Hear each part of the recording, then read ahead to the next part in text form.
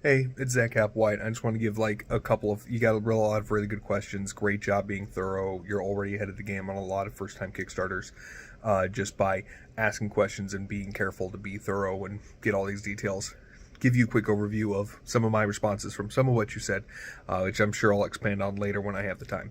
But today I got to be quick because I'm supposed to be at work. So first, stretch goals. Yes, do them. If you can't, like with TTRPGs, it's easy. You could just like make more art, make more stat blocks. It can be just little things like that, just little things to add on to the material that don't add on to your costs. All right. Generally speaking, a good like rule of thumb that's totally adjustable is like 25% of your funding goal. So if your funding goal is $100, then make your first stretch goal at $125. And if that becomes too attainable, if you get to like, you're at like, oh no, I'm already at 250, bump that up to $50, whenever you add on stretch goals. You can also make that first stretch goal more attainable, so that people like feel the momentum and keep it going for you. But that's just like, it's kind of iffy, and it's a lot based on what you're comfortable doing.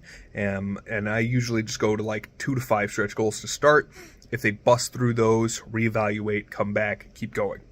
Let's talk about pay, because the honest thing about Kickstarter, whether you're raising $100,000 or $100, is that it's not a great way to strictly make money from the Kickstarter itself. So you're gonna lose a lot of time and labor. It just, when you start mathing, the labor costs don't work out. Number one is because it takes labor just to get out the door.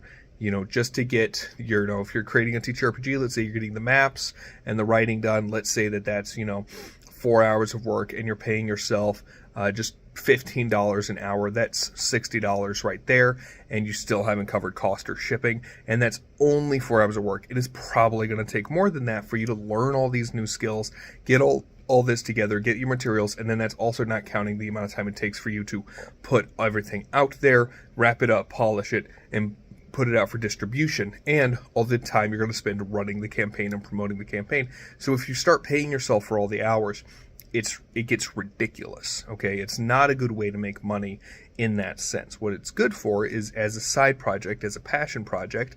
If you take that money out and you make $100 and you only need $20 to fulfill things because you did mostly digital and just a little bit of shipping, then what my suggestion is, I personally suggest don't pay yourself.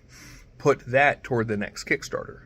Okay, eventually, and by the way, this works when you make $100,000. When you have $100,000, you have international shipping costs. You have a lot of production to pay for. You can't pay yourself at all until everything is shipped, and by the time you're done, you only have a couple $1,000s, and you should reinvest. Okay, but you'll have a product that you can put on Amazon and sell, and you can have more products that you sell, and you can go to conventions and you can sell, and you can build and build and build and build and build. All right, but on Kickstarter itself is more of a great way to get your foot in the door, make introductions to people, network, and get customers who know you, who understand you, who will respond to you and continue to back you, and who, when you take things to another level, will follow you there. That's the long-term strategy of Kickstarter, and even if you don't want to take it that far in the strategy, still, it's probably going to have to be a passion project. And if you're okay with, like, let's say you do what I did for starting out, you do poems. Okay, I sold them for $1 at first, and then you could bump up the price to $5. All right, and if you just did $5 poems, all digital, and you made $100 every time you did that, and you just paid yourself, that's fine too. All right, but you won't have anything. You'll still have the customers. You won't have any funds to reinvest in yourself, but there are other ways to get funds that are more than $100 that you can reinvest in the future, and you'll still have that customer base. But that's where like things are finicky. You're going to have to invest a certain amount of time up front to get it off the bat.